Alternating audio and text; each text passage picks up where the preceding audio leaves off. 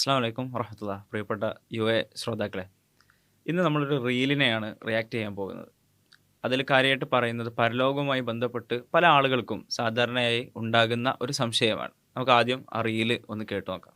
ഞാൻ ചോദിക്കട്ടെ, സയൻസിൽ എല്ലാ കാര്യത്തിനും തെളിവുകൾ വെച്ചിട്ടാണ് സംസാരിക്കുന്നത് അല്ലേ? ഈ മതത്തിലെ ഏതെങ്കിലും ഒരു കാര്യത്തിന് എന്തെങ്കിലും തെളിവുണ്ട്? ഇപ്പോൾ ഉദാഹരണത്തിന് എല്ലാ മതങ്ങളിലും ഏറ്റവും ഭൂമിയിൽ എന്തെങ്കിലും ഇവർക്കൊന്നും ചെയ്യാൻ പറ്റില്ല, എല്ലാ സ്വർഗത്തിൽ ചെന്നിട്ടേ നിങ്ങൾക്ക് കിട്ടുള്ളൂ. ഇത് ചില രാഷ്ട്രീയ പാർട്ടികൾ പറയുന്ന പോലെ അല്ലേ, ഞങ്ങൾ അധികാരത്തിൽ വന്നാൽ അങ്ങ് ഉണ്ടാക്കി കളയുമെന്ന് പറയുന്ന പോലെ അല്ലേ? കേന്ദ്രത്തിൽ അധികാരത്തിൽ വന്നാൽ കേരളം ഭരിക്കുന്നവൻ ശരിയാക്കി കളി. കേരളം ഭരിക്കുമ്പോൾ ശരിയാക്കി കാണിച്ചാൽ പോരെ? കേന്ദ്രത്തിൽ അധികാരത്തിൽ വന്നിട്ട് ഇതൊന്നും കാണിക്കണ്ടല്ലോ, കേരളത്തിൽ ഇതൊക്കെ കാണിക്കാമായിരുന്നല്ലോ. ഈ ഭൂമിയിൽ ഒന്നും ചെയ്യാൻ കഴിവില്ലാത്ത ഒരു ദൈവത്തിന് അല്ലെങ്കിൽ ഒരു മതവിശ്വാസത്തിന് സ്വർഗത്തിൽ എന്ത് വഴക്കാ ചെയ്യാനാ പറ്റുന്നത്? നിങ്ങൾ ഇന്ന് തേണ്ടിത്തരം കാണിക്കുന്ന ഒരുത്തനെ ഇവിടെ കാണിച്ചതാ. ഈ തോന്നിയാസം കാണിക്കുന്നവനെ ദൈവം ഇവിടെ വെച്ച് തന്നെ ശിക്ഷിച്ച് കാണിച്ചു കൊടുക്കട്ടെ മനുഷ്യനെ. അപ്പം അവിടെ നിൽക്കില്ലേ ആ തോന്നിയാസങ്ങൾ? ഇല്ലേ?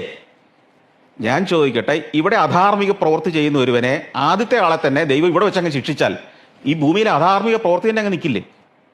ഇത്രയും പേരെ അധാർമിക പ്രവൃത്തി ചെയ്യിക്കുകയും ഇത്രയും പേരെ ദ്രോഹിക്കുകയും ചെയ്തിട്ട് പിന്നെ സ്വർഗത്തിൽ പോയിട്ട് ചെയ്യും എന്ന് വെച്ചുകൊണ്ടിരിക്കേണ്ട കാര്യമൊന്നുമില്ലല്ലോ.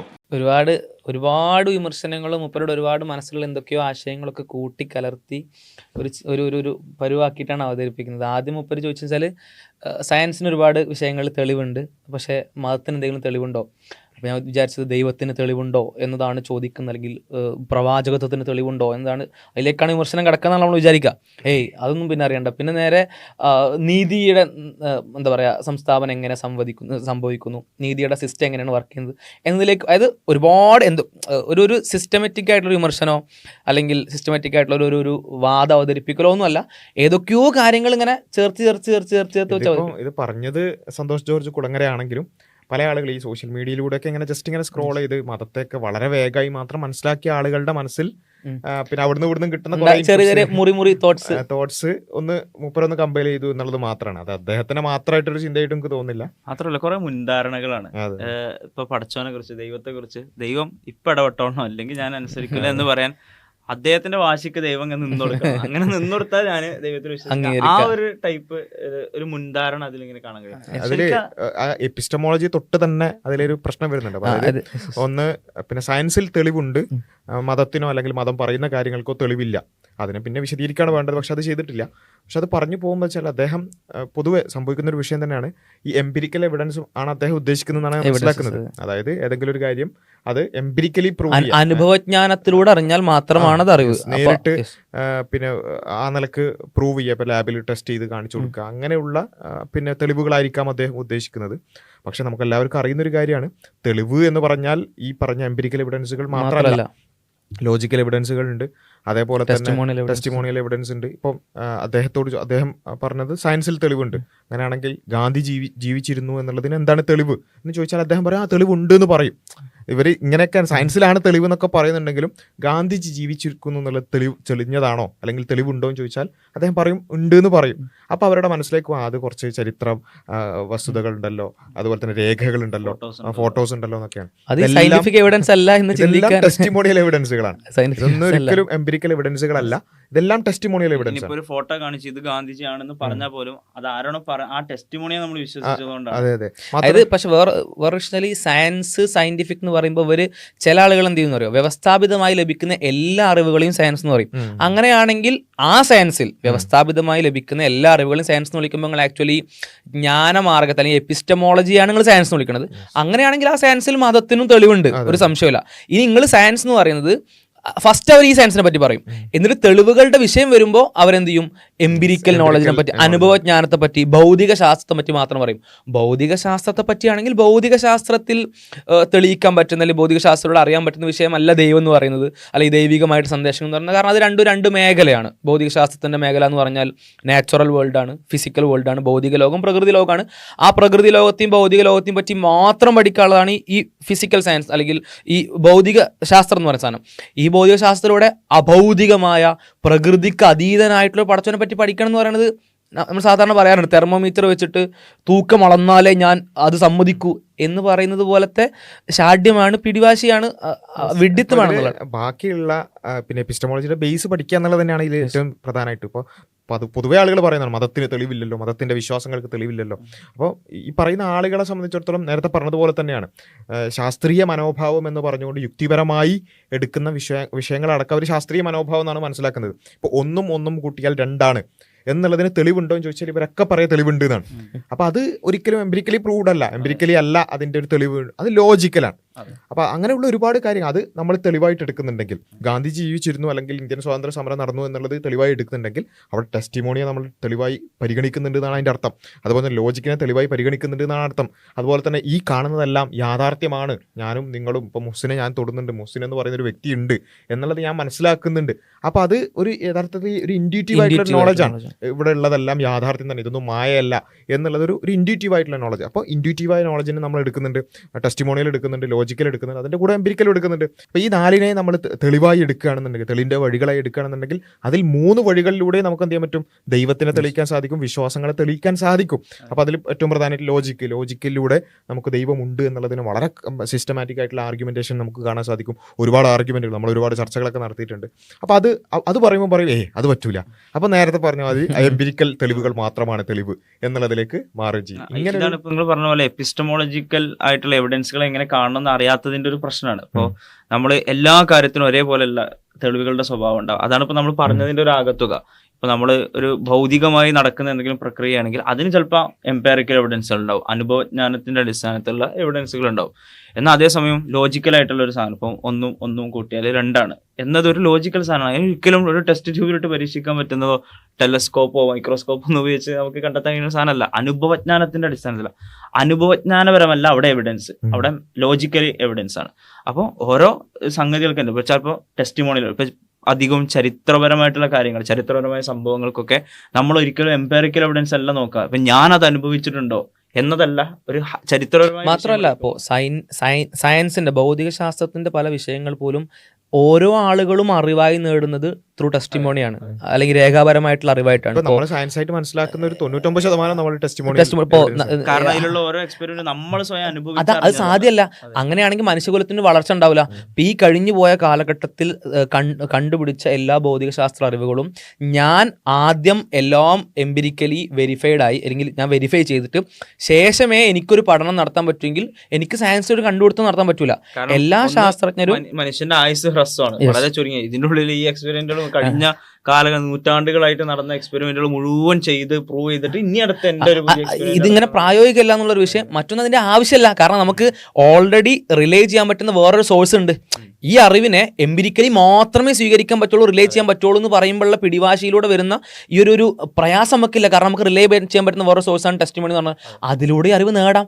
നമ്മളങ്ങനെയാണ് നേടുന്നത്. ഈ വെള്ളത്തിനുള്ളിൽ ഹൈഡ്രജൻ ആറ്റവും ഓക്സിജൻ ആറ്റവും ആണ് ഉള്ളത് എന്നുള്ള കാര്യം നമ്മൾ അറിഞ്ഞത് എങ്ങനെയാണ്? ടെസ്റ്റിമോണിയിലൂടെയാണ്, രേഖാപരമായിട്ടുള്ള അറിവായിട്ടാണ്. അപ്പോൾ ഫസ്റ്റ് വിഷയം അതാണ്. അഥവാ ശാസ്ത്രത്തിൽ വിഷയങ്ങൾ തെളിയിക്കുന്നത് പോലെ, തെളിവുള്ളതുപോലെ മതത്തിൻ്റെ അടിസ്ഥാനങ്ങൾക്കും വ്യക്തമായിട്ടുള്ള തെളിവുകളുണ്ട്. മതത്തിൽ ദൈവമുണ്ടെന്ന് പറയാൻ ഇഷ്ടംപോലെ തെളിവുകളുണ്ട്. നിങ്ങൾക്ക് വേണമെങ്കിൽ ഈ ചാനൽ എടുത്ത് പരിശോധിക്കാം, അൺമാസ്കിംഗ് അനോമലീസ് എന്ന ചാനൽ എടുത്ത് പരിശോധിക്കാം. ഒരുപാട് തെളിവുകൾ പറയുന്നുണ്ട്.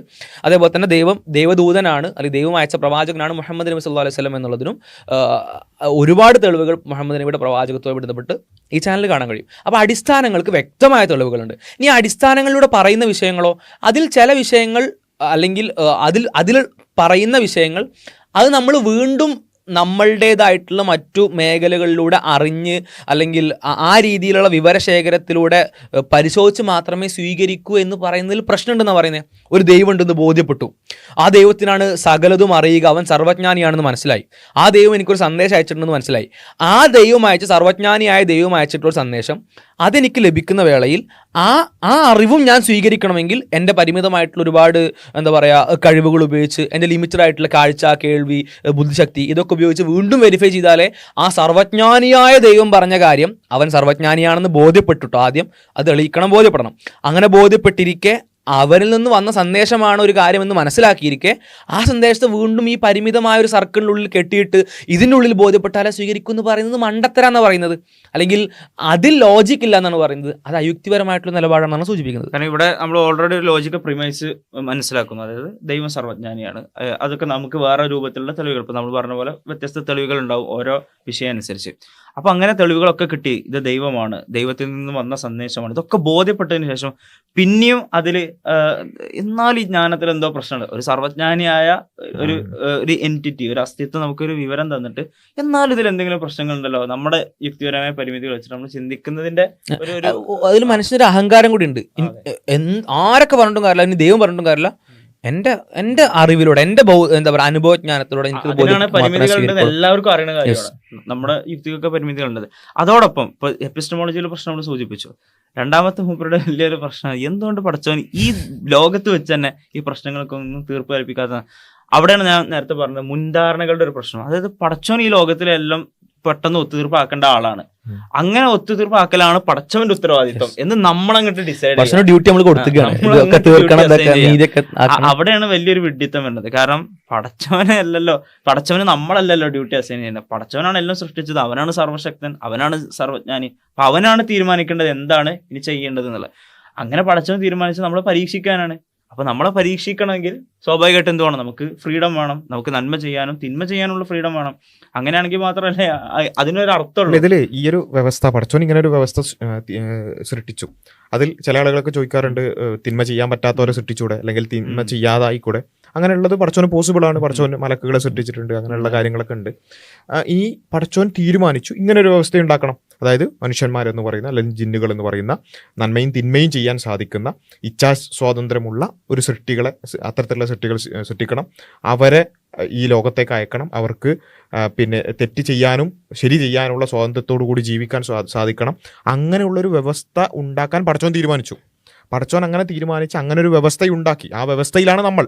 അപ്പോൾ നമുക്കിങ്ങനെ ആലോചിക്കുമ്പോൾ ഇങ്ങനെ അല്ലായിരുന്നു വ്യവസ്ഥ വേണ്ടത്, അങ്ങനെ ആവാമായിരുന്നു. ഓരോ തെറ്റ് ചെയ്യുമ്പോഴും, ഞാനിപ്പോൾ മുഹ്സിൻ ഇങ്ങനെ അടിക്കാൻ പോകുമ്പോൾ അടിക്കാൻ ഞാൻ ഉദ്ദേശിക്കുന്ന അവിടെ തന്നെ എന്ത് ചെയ്തു, സ്റ്റോപ്പ് ചെയ്യപ്പെടണം. പിന്നെ ഇനി ഇവൻ ആ ഉദ്ദേശം പോലും ചിലപ്പം തെറ്റായിരിക്കും. അപ്പൊ ആ തെറ്റാണ്, ആ ഉദ്ദേശിക്കാൻ തന്നെ പറ്റാത്തൊരവസ്ഥ. ഇങ്ങനെയുള്ളൊരു ഒരു വ്യവസ്ഥയാണ് പടച്ചോൻ ഉണ്ടാക്കേണ്ടത്. അതേപോലെ ഇപ്പൊ ഇദ്ദേഹത്തിന്റെ വേറെ ക്ലിപ്പ് ഉണ്ടായിരുന്നു, കുഴൽക്കിണറിൽ പോയ കുട്ടിയെ അപ്പൊ തന്നെ കുഴൽക്കിണറിൽ ഒരു കുട്ടി വീണ് കഴിഞ്ഞാൽ മരിക്കാത്ത സിറ്റുവേഷൻ ഉണ്ടാവണം. അങ്ങനെയാണെങ്കിൽ കുഴപ്പമില്ല. അതേപോലെ തന്നെ ഒരു അപകടം പറ്റിയാൽ, ആക്സിഡന്റ് ഒക്കെ പറ്റിക്കോട്ടെ, പക്ഷെ മരിക്കരുത്, അല്ലെങ്കിൽ വലിയ ബുദ്ധിമുട്ടുകൾ പരിക്കൽ ഉണ്ടാവരുത്. അങ്ങനെ യാന്ത്രികമായ ഒരു ഗെയിം കളിക്കുന്ന പോലെ സിസ്റ്റമാണ് പോലെ ആഗ്രഹിക്കുന്നത്. വലിയ ഇവര് പറയുന്ന വലിയ പ്രയാസങ്ങൾ സംഭവിക്കാത്തൊരു ലോകം എന്നുള്ളതാണ്. അപ്പോൾ ഇവിടെ നമ്മൾ മനസ്സിലാക്കേണ്ടത് വെച്ചാൽ പടച്ചവൻ സൃഷ്ടിച്ച ലോകം ഇങ്ങനെയാണ്, പടച്ചവന്റെ തീരുമാനം അങ്ങനെയാണ്. ആ പടച്ചവന്റെ അടിമകൾ മാത്രമാണ് നമ്മൾ, അല്ലെങ്കിൽ പടച്ചവന്റെ സൃഷ്ടികൾ മാത്രമാണ് നമ്മൾ.